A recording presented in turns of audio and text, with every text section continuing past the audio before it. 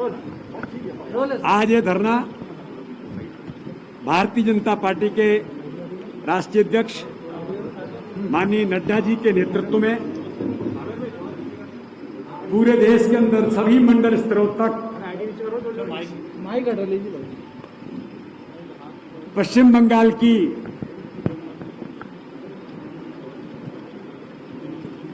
जो इस चुनाव में जो सरकार बनी है उसने जिस प्रकार से भारतीय जनता पार्टी के कार्यकर्ताओं पर, और केवल भारतीय जनता पार्टी नहीं, आम जनमानस के ऊपर भी जिस प्रकार से हत्या, आक्रमण, लूट, बलात्कार करने के जो जघन्य अपराध पश्चिम बंगाल के अंदर वहां की सरकार ममता बनर्जी के नेतृत्व में जो करने का प्रयास किया है, उसके खिलाफ माननीय राष्ट्रीय अध्यक्ष जी के नेतृत्व में पूरे देश के अंदर भारतीय जनता पार्टी के कार्यकर्ता आज इस बात को लेकर के धरने पर बैठे हैं कि बंगाल के अंदर जो आक्रमण और लूट और आगजनी जिस प्रकार से हो रही है, इस लोकतंत्र की हत्या करने का काम पश्चिम बंगाल की सरकार ममता बनर्जी के नेतृत्व में जो कर रही है, वो ये न समझे कि बंगाल का कार्यकर्ता अकेला है। भारतीय जनता पार्टी के करोड़ों करोड़ कार्यकर्ता माननीय राष्ट्रीय अध्यक्ष जी के नेतृत्व में इस देश के अंदर उन कार्यकर्ताओं के साथ खड़ा है, बंगाल के उस जनमानस के साथ खड़ा है जिनके ऊपर गुंडागर्दी करने का काम ममता बनर्जी कर रही है।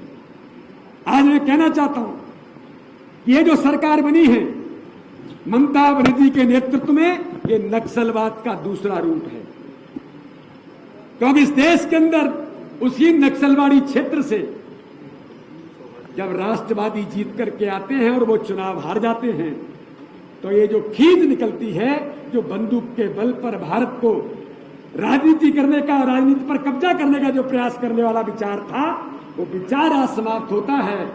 तो ममता बनर्जी के तौर पर वही विचार आज बंगाल के अंदर स्थापित इस चुनावी दौर में जो हुआ है, इसलिए भारतीय जनता पार्टी के सभी कार्यकर्ता जिस प्रकार से अपना संघर्ष और बलिदान देकर के इस देश के अंदर नक्सलवाद को समाप्त कर दिया, तो ममता बनर्जी जी बंगाल के अंदर आप भी ये याद कर लो कि आपने जो तांडव करने का प्रयास किया है, इसका जवाब ये पूरा देश का जनमानस, बंगाल का जनमानस और भारतीय जनता पार्टी का कार्यकर्ता देश के अंदर आपको देगा। कि आपको आज मैं इस धरने के माध्यम से आगाह करना चाहता हूँ। ठीक है भाई, बंगाल को बिल्कुल मांग करेंगे। वो आज वो वहाँ शपथ लेते रहे हैं, लेकिन उसमें विचार नहीं किया कि जो हत्या है, जो इतना सब कुछ नहीं, उनके जहन पे, उनके इशारे पे तो हो ही रही हत्या। उनका वो माफिया है, कोल माफिया, बालू माफिया, दारू माफिया, भू माफिया, जो ममता जी के संरक्षण में पिछले 10 साल से पनप रहा है, वही कर रहे हैं ये सब। क्या हो रही है, क्या कहेंगे? बड़ी चिंता की बात है और बहुत निंदा की बात है। ये जो असली स्वरूप था उनका वो सामने आ गया। वो व्हील चेयर, वो बंगाल की बेटी, वो काली का मंत्र, वो सब नाटक था। ये तुष्टीकरण और रोहिंग्याओं की आड़ में जो हिंसा हो रही है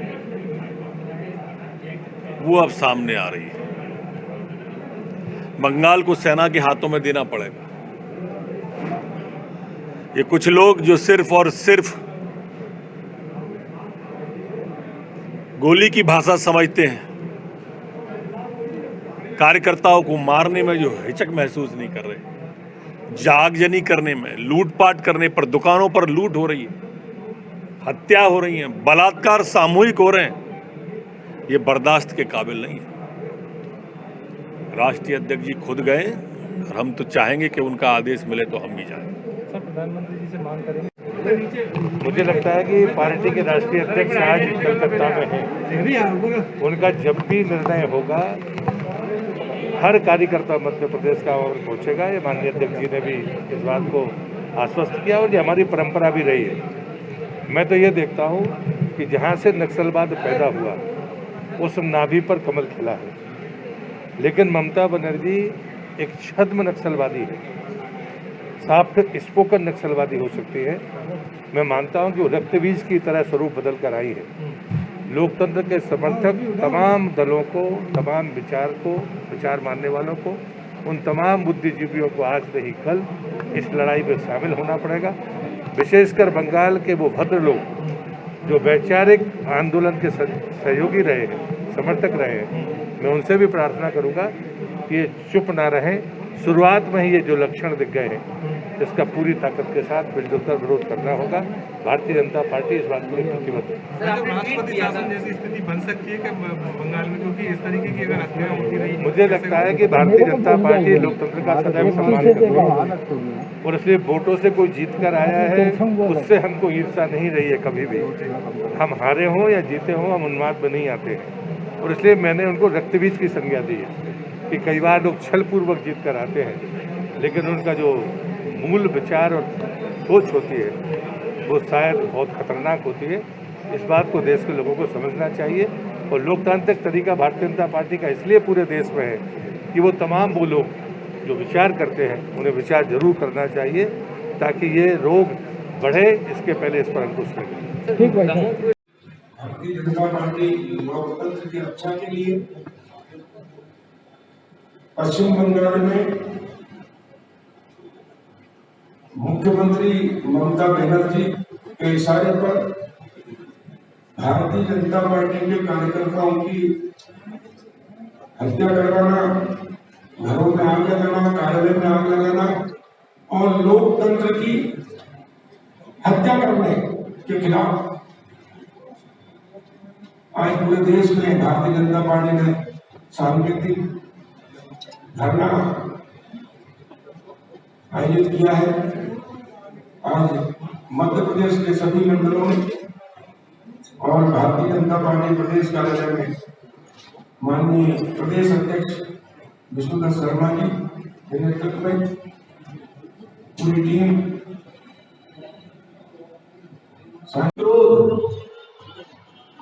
यही हिंसा में बदल गई है। आप देख लें किन किन ने बधाई दी ममता जी की जीत पर। उमर अब्दुल्ला कश्मीर से बधाई की सबसे पहली होती। दूसरी बधाई अखिलेश यादव की, ममता जी को जीत की बधाई।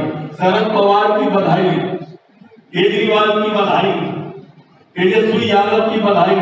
ये भूखे वर्गों की जो झालर है, ये सारे के सारे वही लोग हैं जो कन्हैया से मिलने के लिए भारत देने टुकड़े होंगे इंशाअल्लाह मिलेंगे। सबसे पहले केजरीवाल जी के, राहुल गांधी जी के, ये सारी की सारी सोच इस तरह के लोग हैं और इसलिए हम पश्चिम बंगाल के हर कार्यकर्ता के साथ में भारतीय जनता पार्टी का कार्यकर्ता खड़ा है। जिस दिन राष्ट्रीय अध्यक्ष का आदेश होगा उस दिन पश्चिम बंगाल में अपने कार्यकर्ता के निवास पर आज वो स्वयं पूरी पार्टी पश्चिम बंगाल की वहां पर खड़ी हुई है और पूरा देश उनके साथ में खड़ा हुआ है। आज हम माननीय प्रदेश अध्यक्ष जी वी शर्मा जी के नेतृत्व में सांकेतिक रूप में यहाँ पर बैठे हैं और फिजिकली रूप में जब बीडी भाई आदेश देंगे तब पश्चिम बंगाल में जाएंगे। धन्यवाद।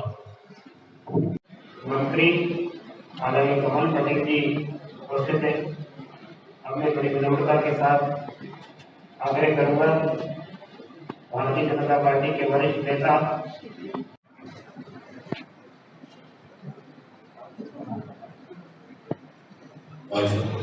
माननीय प्रदेश अध्यक्ष आदरणीय विष्णुदत्त शर्मा जी, हम सबके चिरपरिचित केंद्रीय मंत्री आदरणीय श्री प्रहलाद पटेल जी,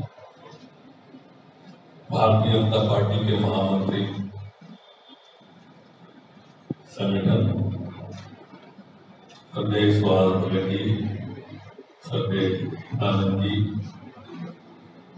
अन्य उपस्थित सभी वरिष्ठ जन, प्रबुद्ध जन, सुधीजन, प्रिंट और इलेक्ट्रॉनिक मीडिया के पत्रकार बंधु, जैसा पूर्व में आशंका थी, जब भी बंगाल जाते थे तो बताते थे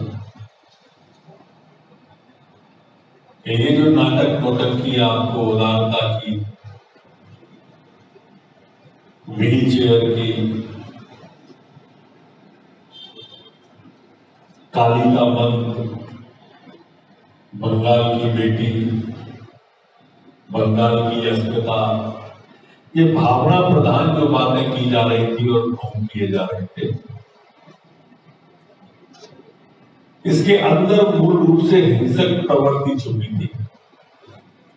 दिखाया कुछ और जा रहा था, बताया कुछ और जा रहा था, थी कुछ और वही हुआ। परिणाम आया तो कुर्सी से खड़ी हो गई, व्हील चेयर से खड़ी हो गई।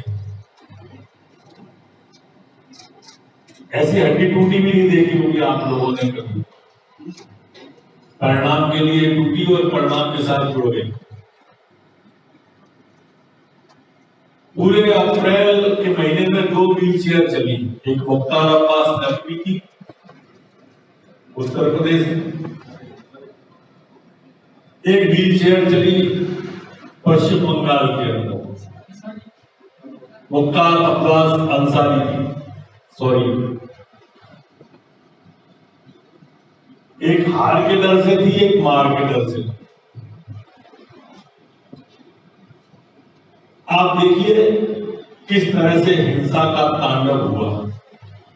परिणाम आने के साथ साथ कार्यालय को चलाया, दुकानों को जलाया, कार्यालय को लूटा, दुकानों को लूटा, हत्या, बलात्कार, लूट, आगजनी, ये सारे के सारे पश्चिम बंगाल की धरती पर आपको दिखाई दी हो। मूल चरित्र उजागर हुआ तृणमूल कांग्रेस का और उसके नेता ममता बनर्जी का। बंगाल के अंदर हिंसा का तांडव हो रहा है। हमारे राष्ट्रीय अध्यक्ष स्वयं वहां पर है, महासचिव स्वयं वहां पर है, कार्यकर्ताओं के बीच में जा रहे हैं।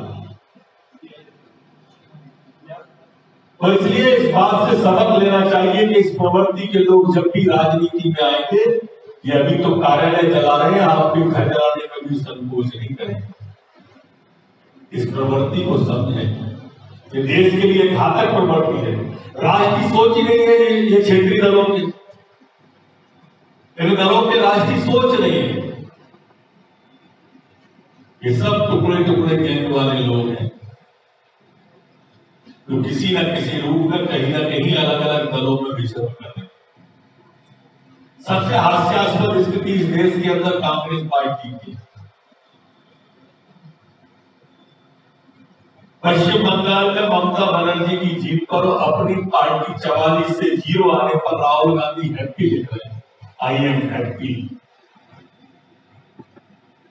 आसाम में कांग्रेस घट गई, केरल में कांग्रेस घट गई, तमिलनाडु में कांग्रेस घट गई, पांडिचेरी में कांग्रेस घट गई। 5 राज्यों के अंदर घटने वाली कांग्रेस का पूर्व राष्ट्रीय अध्यक्ष राहुल गांधी कह रहे आई एम हैप्पी। इससे ज्यादा विचित्र और हास्य की बात क्या।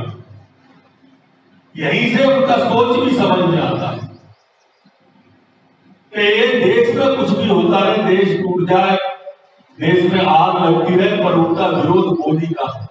इसलिए जब भी जो भी राष्ट्रीय मुद्दा आया, जब भी राष्ट्रीय सम्मान का स्वाभिमान का विषय आया, तब तक ये टुकड़े टुकड़े कहने ने प्रसन्नता व्यक्त की कि कैसे भी हम देश के सम्मान को चुकाएं। अगर थोड़ा सा नेपथ्य में जाएंगे तो आप देखेंगे सेना ने सर्जिकल स्ट्राइक की, इन्होंने सेना पर सवाल खड़े कर दिए। सेना ने एयर स्ट्राइक करी, इन्होंने सेना पर सवाल खड़े कर दिए। धारा 370 समाप्त हुई, देश में आग लग जाएगी ऐसे नारे बुलंद किए।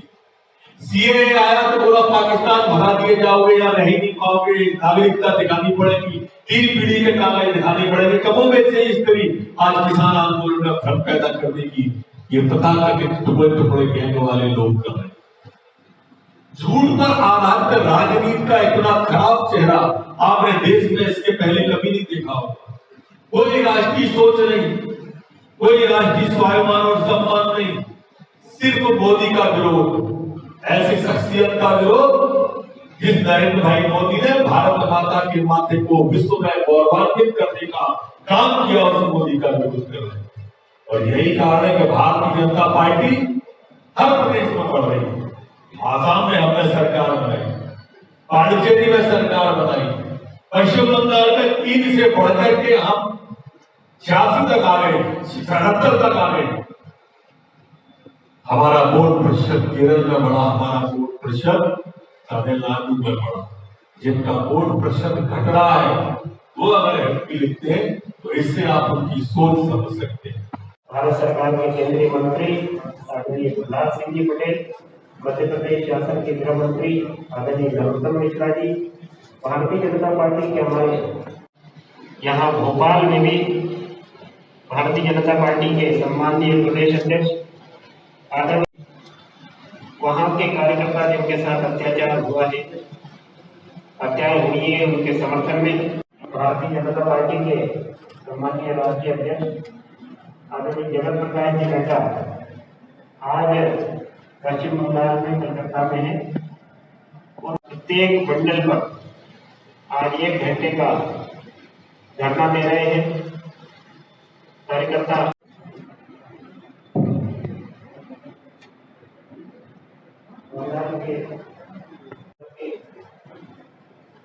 लगातार चाहे लूटपाट, अनेक महिलाओं के साथ बलात्कार की घटनाएं आप चली।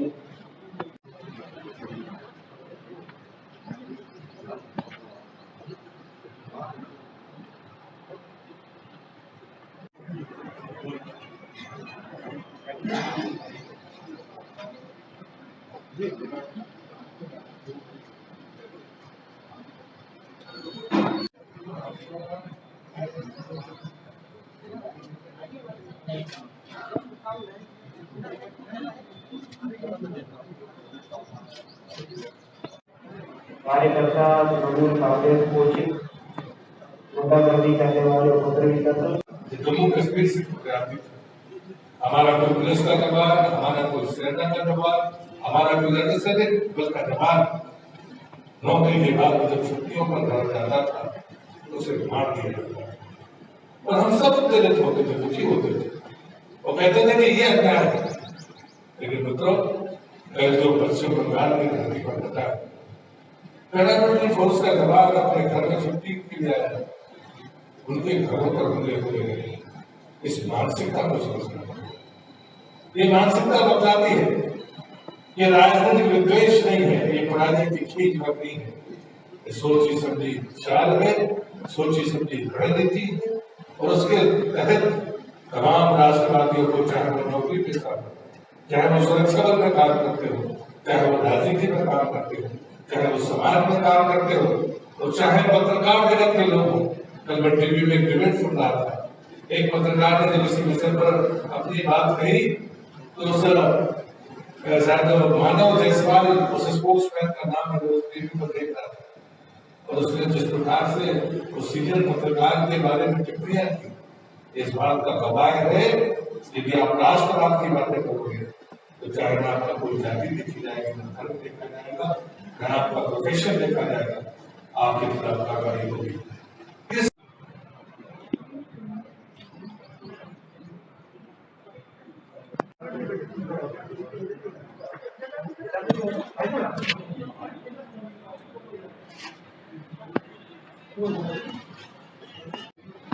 दो चेहरे हैं देश के सामने।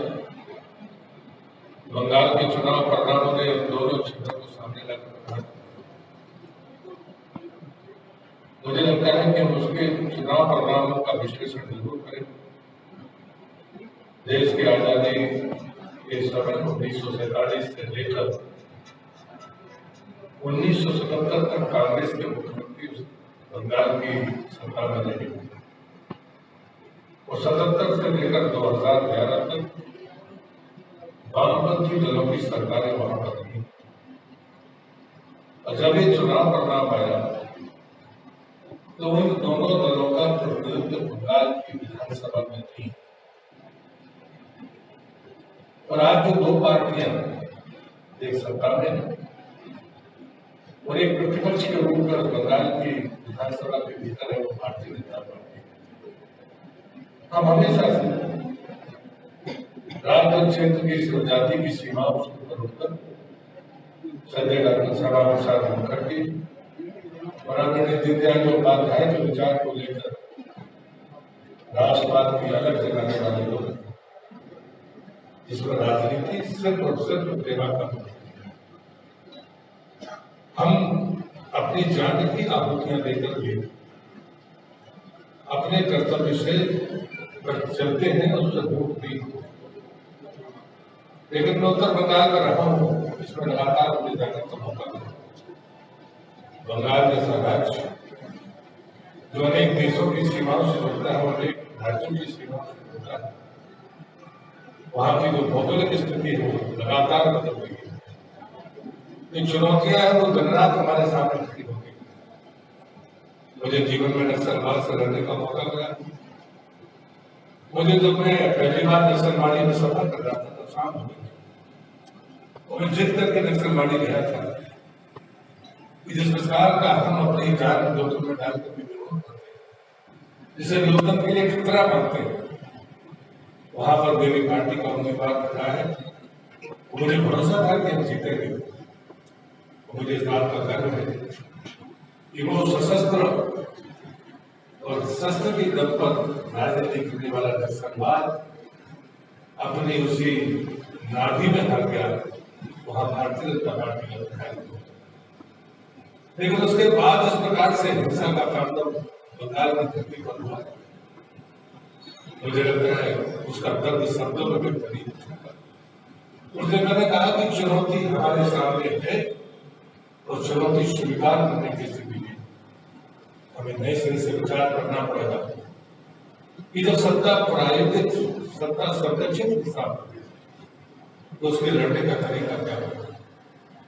और ये पहले दिन से शुरू हो गया, लेकिन मुझे लगता है कि जो चल रहा है तृणमूल कांग्रेस का, तो चुनाव के बीच में गिर गया था जब ममता बनर्जी ने कहा था कि चुनाव परिणाम आने दो, जब पैरामिलिट्री फोर्सेस वापस जाए नहीं होगी तो ठीक माने के लोग की तो विरोध हो जाए।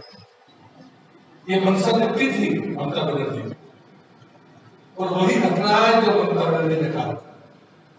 इसलिए लाल चेहरों पर कितने भी नकाब लगा ले, देश और दुनिया इस बात को समझती है, समझ गई और समझना होगा कि ममता बनर्जी की राजनीति हिंसा की राजनीति, विघटन की राजनीति है।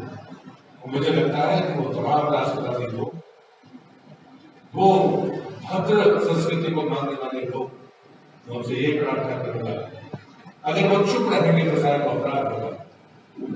लोकतंत्र में हमारी अपनी मर्यादा है। भारतीय जनता पार्टी विरोध के तरीकों को भी कभी हिंसा के तौर पर साथ में लेकर चलने की आदि नहीं है। लेकिन मैं अपने राष्ट्रीय अध्यक्ष का धन्यवाद करूंगा कि वो तत्काल जाकर दुख में कार्यकर्ता के साथ खड़े होते हैं, राज बंगाल की धरती पर इस हिंसा का विरोध करने के लिए धरना दे रहे हैं। मैं अपने प्रदेश अध्यक्ष का भी आभार व्यक्त करता हूँ कि आपने भी कोरोना की इस गाइडलाइंस का पालन करते हुए अपने नैतिक और वैचारिक उत्तरदायित्व को पूरा किया है। जम्मू कश्मीर से हमारा कोई पुलिस का जवान, हमारा कोई सेना का जवान, हमारा कोई अर्धसैनिक बल का जवान नौकरी के बाद जब छुट्टियों पर घर जाता था तो उसे मार दिया जाता था और हम सब उत्तेजित होते थे, दुखी होते थे और कहते थे कि ये अन्याय है। लेकिन मित्रों, जो पश्चिम बंगाल की धरती पर होता है, पैरामिलिट्री फोर्स का जवान अपने घर में छुट्टी के लिए आया, उनके घरों पर हमले हुए हैं। इस मानसिकता को समझना, ये मानसिकता बताती है ये राजनीतिक विद्वेष नहीं है, ये राजनीतिक खींच नहीं है, ये सोची समझी चाल है, सोची समझी रणनीति और उसके तहत तमाम राष्ट्रवादियों को, चाहे वो नौकरी पेशा हो, चाहे वो सुरक्षा बल में काम करते हो, चाहे वो राजनीति में काम करते हो, चाहे वो समाज में काम करते हो, और चाहे पत्रकार जगत के लोग हो।